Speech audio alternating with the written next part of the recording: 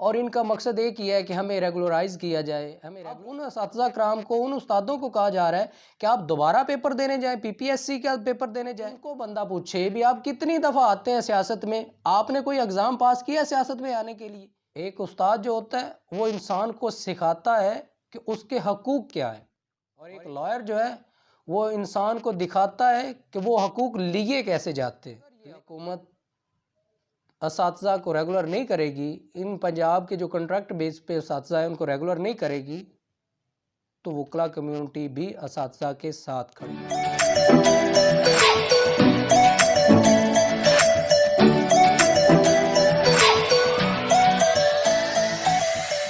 अस्सलाम वालेकुम दोस्तों, मैं हूं आपका अपना अरफान रईस पडियार एडवोकेट। आज मैं बात करने जा रहा हूं लाहौर गवर्नर हाउस के सामने टीचर्स के धरने पर।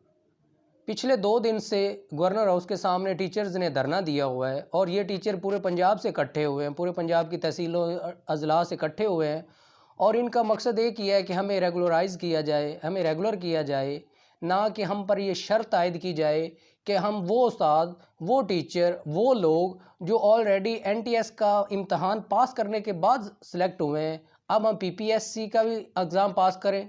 तो ये कौन सा इंसाफ हुआ? क्योंकि यही अदारा खुद जॉब निकालता है, खुद वैकेंसीज़ निकालता है और उन वैकेंसीज़ के लिए एक ऐड जारी करता है, एनटीएस के थ्रू ऐड जारी करता है, फिर एनटीएस के ही थ्रू पूरे पंजाब से पेपर कंडक्ट करता है।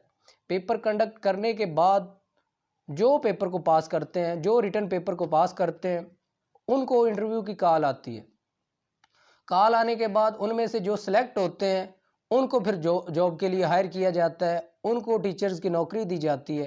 अब एक बंदा, एक इंसान ऑलरेडी जो इतना प्रोसेस तय करके आया है, इतने पेपर दे के आया है, अब उसको दोबारा फिर कहा जा रहा है कि जी आप पीपीएससी का एग्ज़ाम पास करके आए।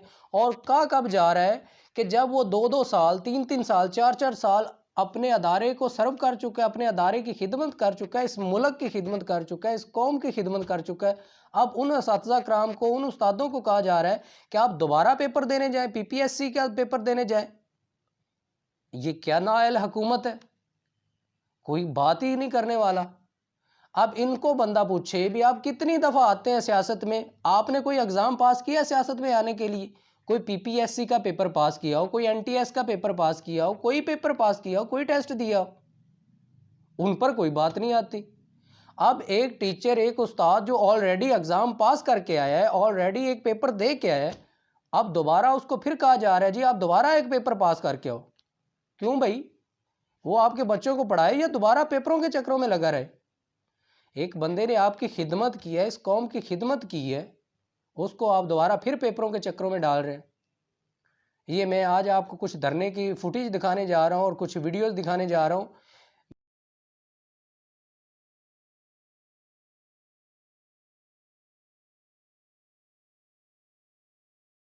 हैदर शिराजी साहब जिन्होंने रिक्वेस्ट की, मैं उनका छोटा भाई हूँ और उनकी रिक्वेस्ट पे मैं यहाँ हाजिर हुआ हूँ। मेरे साथ मेरी सारी टीम, अरफान रईस पडियार साहब है। हमारी पूरी बार ज़रूरत पड़ेगी तो हम ये 4 दोस्त नहीं हैं, ये पूरी बार आपके साथ खड़ी है और पूरे लोग आपके साथ खड़े हुए हैं। गवर्नर हाउस के सामने इस धरने का विजिट किया है और हम खुद इस धरने का हिस्सा रहे हैं और ये तमाम हालात वाक़यात हम उधर से कोट करके आपको बता रहे कि क्या सूरत हाल चल रही है।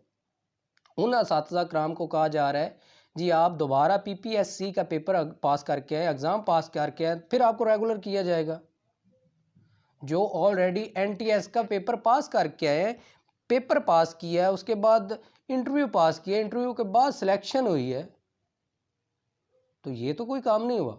एक बंदा ऑलरेडी सारा प्रोसेस तय करके है, एक पूरे प्रोसेस से गुजर के है, अब दोबारा उसको फिर कहा जा रहा है कि जी आप दोबारा पेपर पास करो। तो ये कहीं का इंसाफ नहीं है। ये हुकूमत अपने तमाम मामलात में बिल्कुल फेल हो चुकी है। इन लोगों ने अपना बजट बढ़ाना हो, एक 10 मिनट में बिल पास कर लेते हैं। इन लोगों ने अपने अलाउंस बढ़ाने हो, एक 10 मिनट में अपने बिल पास कर लेते हैं। इन लोगों ने कोई अपनी मन मर्जी की पॉलिसी लानी हो, 10 मिनट में ये ऑर्डिनेंस जारी कर देते हैं। कुछ भी इन्होंने करना हो, इनके लिए काम ही कोई नहीं है। अब टीचर्स को रेगुलर करना है। वो टीचर जो एक न्यू टीचर हो उसके लिए चलो मान लेते हैं, जो नया टीचर आ रहा है, जो नया भर्ती होने आ रहा है, जो नया टीचर सेलेक्ट होने आ रहा है, उसको कहेंगे जी पीपीएससी का एग्ज़ाम पास करके आए, ठीक है जी। चाहे प्राइमरी के लिए टीचर हो, चाहे किसी भी क्लास के लिए टीचर हो, उसको कहें जी आप पीपीएससी का एग्ज़ाम पास करके हो। भाई जो ऑलरेडी आपका बंदा एग्ज़ाम पास करके आया है, एक एनटीएस का पेपर पास करके आया है, वो पूरा प्रोसेस तय करके आया है, और प्रोसेस तय करने के बाद उसकी सिलेक्शन हुई है। सिलेक्शन के बाद उसको प्रॉपर 3 साल 2 साल 4 साल हो गए हैं पढ़ाते हुए। किसी ने 2 साल हो गए किसी को पढ़ाते हुए, किसी को 3 साल हो गए, किसी को 4 साल हो गए, किसी को 5 साल हो गए पढ़ाते हुए, और वो दोबारा बंदा फिर पीपीएससी का एग्ज़ाम पास करे जाके। क्या है मतलब? हमारे मुल्क में कोई ऐसा सीधा निज़ाम ही कोई नहीं है। लिहाजा इन असातिज़ा कराम को रेगुलर किया जाए, बिना पेपर के, और इनके अलाउंसेस में भी इजाफ़ा किया जाए, क्योंकि ये असातिज़ा कराम ही हैं जिनकी बदौलत आज जज है, जिनकी बदौलत ये पॉलिटिशियंस बैठे हुए हैं, जिनकी बदौलत ये डॉक्टर बने फिरते हैं, जिनकी बदौलत हम लॉयर बने फिरते हैं। ये एक उस्ताद की अज़मत है, उस्ताद की मेहनत है इस सब में।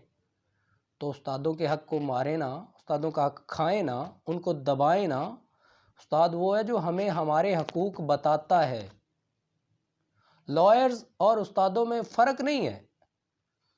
एक उस्ताद जो होता है वो इंसान को सिखाता है कि उसके हकूक़ क्या है, और एक लॉयर जो है वो इंसान को दिखाता है कि वो हकूक़ लिए कैसे जाते हैं, लेने कैसे हैं। अगर ये हुकूमत असातिज़ा को रेगुलर नहीं करेगी, इन पंजाब के जो कॉन्ट्रैक्ट बेस पे असातिज़ा है उनको रेगुलर नहीं करेगी, तो वकला कम्यूनिटी भी असातिज़ा के साथ खड़ी है। शुक्रिया, अल्लाह हाफ़िज़।